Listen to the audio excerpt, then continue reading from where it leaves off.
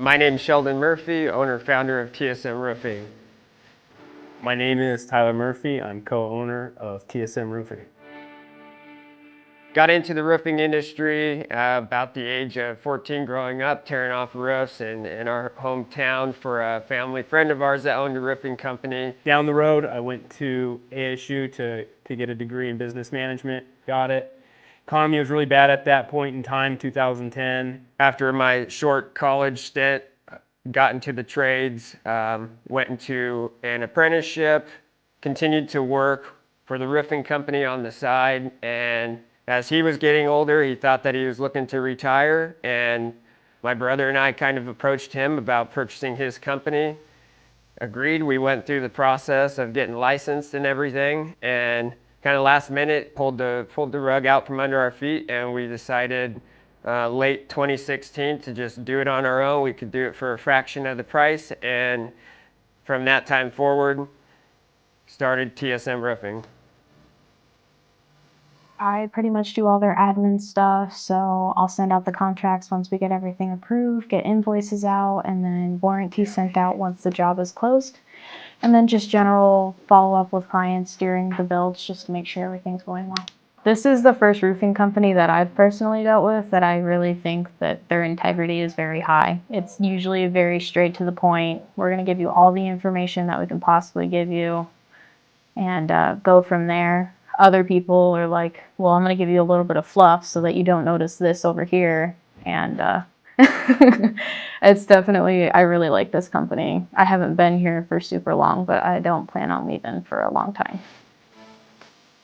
So we're here getting ready to pull shingle. I'm going to grab just a few more photos around the property. It should only take us a couple minutes to do it. We'll pull one to send out to ITEL, and then we like to send one to NTS too. Once we get those reports back, we can get back with the insurance, identify if the shingle's available or not, and what is going to happen with the repairs on this roof. Does it need to go to full replacement, or do they have a suitable product available for us to make a proper repair? This is a wind claim, a wind and hail. Obviously the roof is aged, and this was not a big hailstorm. It was relatively small. If we come over here, we can look at this turbine and see some of that. You can see some of the dents in this turbine, like they covered this in their claim paperwork.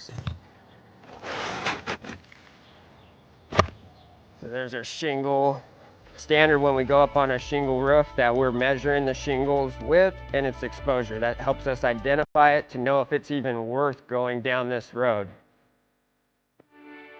I'm headed out to check on a tile job that is Dustin's. It's a tile seal job, so it's a pretty high quality underlayment, probably the most high quality underlayment you can buy for a tile lift and reset.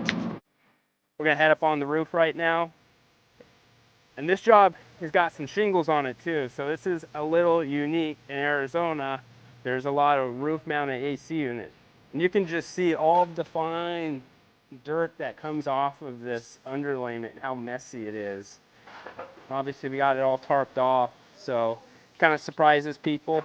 One thing I want to point out when we get up on this roof is we have our drip edge, which is always normal for a shingle job, but one thing that's unique about tile jobs is we have this bird block that goes on there, and it matches the specific brand of tile and profile of tile. There's several different types, so it's important for us to know what type of tile's on the roof, who originally made it, and the profile, because this bird block will fit it. And then it's got these weep holes right here that allow the water to drain off that underlayment properly. So it's a really important component to a tile underlayment re-roof. Westlake Tile Seal, it's one of the best underlayments in the industry, one that we like and prefer to our homeowners if it's in their budget. So right here we got this old tile slope. They're starting to pull it up. They're gonna take all this underlayment off, and you can see how crappy and how brittle this underlayment is, and the battens too. There's a batten that's almost completely disintegrated right here. So that's what it should look like, and that's how they look. Here in Arizona, we have a very unique roofing market. There's a multitude of different types of roofing systems, from tile roof to shingle roofs to flat, foam, TPO, modified bitumen. So you have to know a lot of different roofing systems. We're out here on a project. We're installing a duration. This is a duration cool shingle. I'm here with Benjamin Beltran. Benjamin, we've worked together for a long time. We've installed a lot of roofs together. We've installed a lot of different shingles. What are some of the reasons that you guys like installing them? What are some of the benefits? The reason why I like Owens Corning better is because the granules seem to be like more compact than the other brands. They're easier to install them. The other nice thing that I think, and you probably agree on too, is the lot colors. Like not being a big issue. Yep. You don't have a problem with this shingles. The hardest thing in the roofing business is to maintain that customer satisfaction day in, day out when you've been in business for close to 10 years. And staying motivated, taking care of your customers, your customers that have been with you, have workmanship warranties, that have issues, continuing to take care of them, maintaining those relationships, and taking care of your employees. My job is to pretty much handle the customers, make sure the sales jobs go good. I do the inspections, I sit with the homeowners, kind of show them their best options, and then, you know, kind of walk them through the process from beginning to the end of their roof getting done. The roofing business is an interesting one. I knew nothing about it when I first got into it, and it is, it's opened my eyes to really the game. It really is a game. So when you have the insurance side of things, you have the retail side of things, being able to handle all of that. The hardest thing to learn about this job was just trying to figure out how to calculate just by looking at pictures, like how much, if the drip edge looks right, or like going off the measurements for the roofer reports or eagle views, because sometimes those aren't very accurate. And when you've got jobs that are out in the middle of nowhere, you kind of want to be as accurate as possible so they're not needing materials.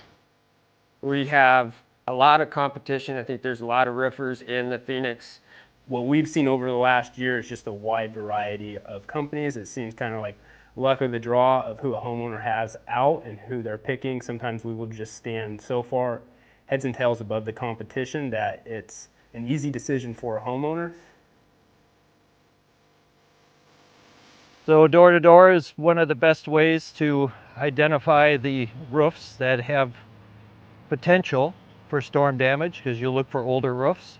No sense in door knocking a new roof. So I have certain characteristics that I look for. So you're not soliciting, you're offering a free roof inspection. Listen to what they say. Don't cut them off. And if it makes sense to you, then continue to listen. If not, you say no thank you.